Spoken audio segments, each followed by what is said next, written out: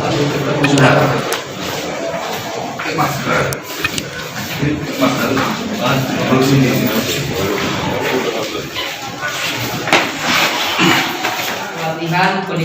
peningkatan sumber daya santri pekerjaan belanja makanan dan minuman pada Dinas Syariah Islam Kabupaten Gayo Luwes tahun anggaran 2019. Sudarlun Polres Gayo Luwes kini sudah menahan 3 orang tersangka dalam kasus korupsi kegiatan makan minum program karantina Hafiz pada Dinas Syariat Islam setempat.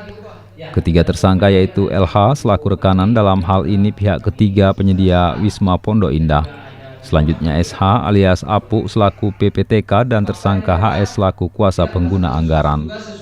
Kapolres Galus AKBP Charlie Saputra Bustamam dalam konferensi pers Rabu 28 April 2021 mengatakan kasus ini telah mengakibatkan kerugian negara 3,7 miliar rupiah dari pagu anggaran 12,5 miliar rupiah lebih.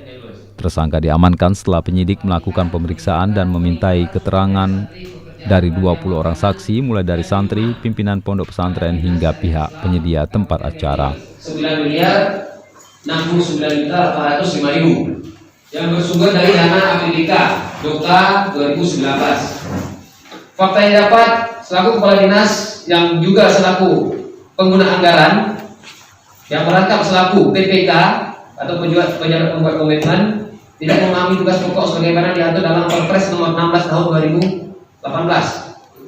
Kalau poin-poinnya mungkin itu secara global kerugian negara 3,7 sekian, yang mungkin dari spesifikasi, kemudian makan dan minum para santri Hafiz, kemudian dari uang makan mereka yang seharusnya 19.500 yang diberikan adalah 9.500, kemudian snack yang harusnya 7.500 yang diberikan 4.500.